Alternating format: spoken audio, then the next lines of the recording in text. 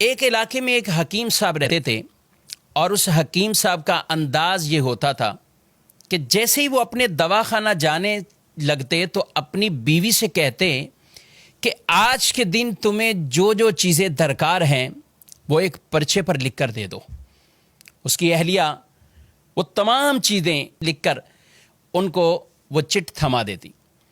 وہ جاتے اور اپنے دواخانہ پر پہنچ کر جب وہ پرچہ سامنے رکھتے تو پھر ان کے سامنے ان کی قیمتوں کو لکھ دیتے اور ٹوٹل کرنے کے بعد وہ یہ کہتے، یا اللہ میں ان اخراجات کی وجہ سے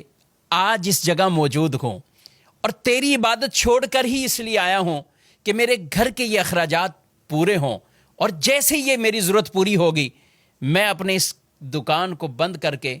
دوبارہ تیری عبادت میں مشغول ہونے کے لیے چلا جاؤں گا۔ یہ معاملہ اس کا چلتا رہا۔ ایک دن تو عجیب ہی معاملہ ہوا کہ جب دواخانہ پہنچے، پرچے کو سامنے رکھا، چٹ کو دیکھتے جا رہے ہیں، کہیں دودھ اور چینی اور گھر کے دیگر ضروریات کا تذکرہ ہے،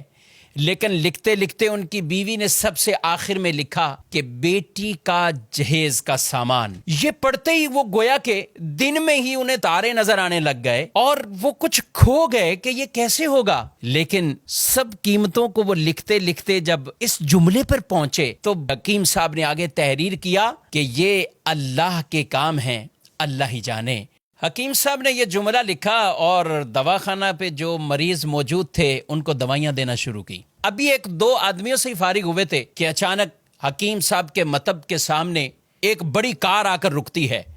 اور اس میں سے ایک سوٹ بوٹ، ایک خوبصورت لباس پہنے ہوا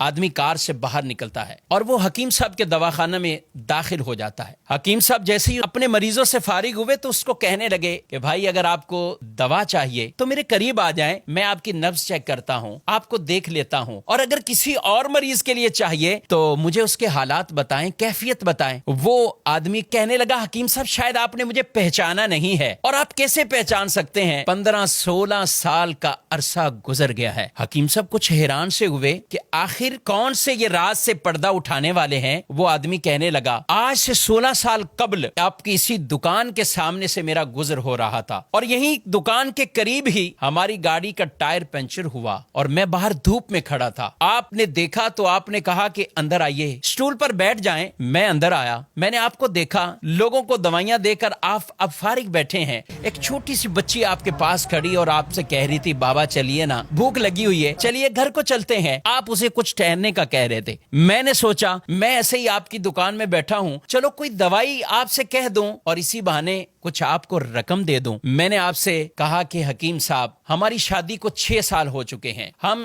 6 سال کے اندر ابھی تک اولاد کی نعمت سے محروم ہیں، بہت سی ادویات کا ہم نے استعمال کیا ہے، لیکن اب کچھ مایوسی سی ہو رہی ہے۔ آپ میری طرف متوجہ ہوئے اور آپ نے کہا بھائی اللہ کی رحمت سے نا امید نہیں ہونا چاہیے، اور دیکھو یہ دوائیاں جو کچھ بھی ہے جب اللہ چاہتا ہے تو ہی شفا ملتی ہے، جب اللہ کا حکم ہوتا ہے تو ہی ان دوائیوں کے اندر وہ اثر آتا ہے۔ آپ یہ باتیں بھی کرتے جا رہے تھے اور کچھ دوائیوں کی پڑیاں بھی آپ باندھتے جا رہے تھے۔ آپ کی گفتگو ختم ہوئی تو آپ نے مجھے 2 طرح کی دوائیاں میرے کھانے کے لیے، گھر والوں کے لیے دوائی دی، اور یہ دیتے ہوئے دعا بھی دی کہ اللہ نے چاہا تو اس میں اثر ہوگا اور آپ کو اللہ اولاد کی نعمت سے نوازے گا۔ میں نے کچھ پیسے نکالے، آپ سے پیسے پوچھے اور آپ کی طرف بڑھانے لگا تو آپ نے ایک جملہ کہا کہ نا پیسے نہیں، آج کا کھاتا کلیئر ہو چکا ہے، آج کھاتا بند ہو چکا ہے۔ میں کچھ سمجھا نہیں۔ قریب ہی بیٹھے ایک آدمی نے کہا حکیم صاحب کی مراد یہ ہے کہ حکیم صاحب جب گھر سے آتے ہیں تو آتے ہی سامنے گھر کی ضروریات کی چٹ کو رکھتے ہیں، جتنے پیسوں کی ضرورت ہو تو پھر وہ کمانے کی صورت میں اپنی دکان کو بند کرتے ہیں اور گھر کو روانہ ہو جاتے ہیں، بڑے نیک سیرت حکیم ہیں اور اللہ کی عبادت میں مشغول ہو جاتے ہیں۔ میں کچھ حیران سا رہ گیا اور دل میں شرمندہ ہو رہا تھا کہ میں کیسا انسان ہوں کہ سوچ رہا تھا کہ شاید یہ میرا بیٹھنا ان پر بوجھ لگ رہا ہے اور یہ کتنے عظیم اور نیک انسان ہیں۔ وہ شخص حکیم صاحب کی باتیں سن کر دل میں کہہ رہا ہے کہ میرے شک شبے یقین میں بدل چکے ہیں اور اس دوائی میں ضرور ہمارے لیے کوئی اثر ہوگا اور اللہ پاک اپنی رحمت سے ہمیں اولاد بھی دے گا۔ گھر جاتے ہی اپنی اہلیہ سے، بیوی سے وہ آدمی پوری کہانی کو بیان کرتا ہے۔ اس کی بیوی نے اسے کہا کہ ضرور وہ اللہ کا کوئی نیک بندہ ہے، وہ نیک انسان ہے، اس کی دی ہوئی اس دوائی کے اندر ضرور ہمارے لیے اثر ہوگا، کیوں نہ ہو یقینی کیفیت کے ساتھ ہم اسے استعمال کریں۔ کہاں ہم استعمال کرتے رہے۔ الحمدللہ اس وقت میں 3 بچوں کا والد ہوں، اور یہ ہمارے لیے انتہائی خوشی کے لمحات ہیں۔ ہم آپ کو بہت دعاؤں میں یاد رکھتے ہیں، اور جب بھی پاکستان آتا ہوں کوشش ہوتی کہ آپ سے ملاقات ہو جائے۔ آپ کے دواخانہ پہ جب بھی آیا ہوں پتہ یہی چلا ہے کہ آپ گھر کو جا چکے ہیں، اور کل ہی کسی نے بتایا حکیم صاحب کو ملنا ہے تو صبح 9 بجے آ جائیے۔ حکیم صاحب آج میں اسی وجہ سے 9 بجے ہی آ گیا ہوں، اور معاملہ یہ ہے کہ میں اور میری پوری فیملی ہم سارے انگلینڈ میں شفٹ ہو چکے ہیں۔ میری ایک بہن اور ان کی ایک بیٹی جو کہ یہیں پاکستان میں رہتے ہیں، اور میں اپنی بھانجی کی شادی کے سلسلے میں پاکستان آیا ہوا تھا، اور اسی بھانجی کے تمام تر شادی کے اخراجات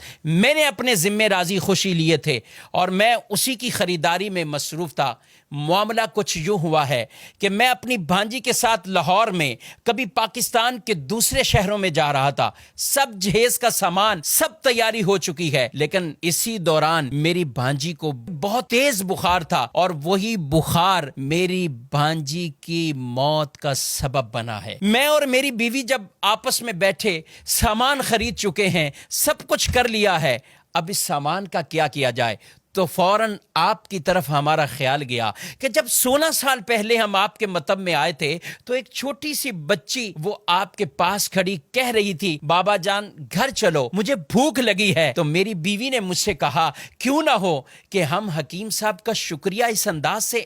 ادا کر دیں کہ یہ سارا بھانجی کا جو جہیز کا سامان ہے یہ حکیم صاحب کہ گھر پہ پہنچا دیں۔ اور وہ ساتھ کہنے لگے کہ آپ نے مجھے اس بات سے منع نہیں کرنا ہے، رد نہیں کرنا، ہم بڑی امیدوں سے آپ کے پاس آئے ہیں، یہ سامان آپ کی بیٹی کے لیے ہم بطور گفٹ لے کر آئے ہیں۔ بس وہ کیا باتیں بتا رہے تھے کہ حکیم صاحب کی آنکھوں سے آنسو جاری ہو گئے، وہ روتے ہوئے، اور انہوں نے وہ چٹ نکالی، اور وہ چٹ اور وہ پرچہ اس آدمی کے سامنے رکھا اور کہا بھائی محمد علی یہ دیکھو آج کے ہی دن میری بیوی نے گھر کے سودا سلف اور سامان کے ساتھ آخر میں بیٹی کے جہیز کا سامان بھی لکھا، اور میں نے دیکھو آگے کیا لکھا ہے، یہ اللہ کا کام ہے، اللہ جانے، اللہ بہتر سبب بنانے والا ہے۔ میں نے آگے یہ جملہ لکھ کر یہ معاملہ یہیں کلوز کر دیا تھا، مگر میرے رب کی رحمت اور شان کریمی آپ دیکھیے کہ میں یہاں سے اٹھا نہیں ہوں، میرے رب نے اس چیز کا اہتمام کر دیا ہے۔ حکیم صاحب کہنے لگے محمد علی صاحب آپ کی بھانجی کا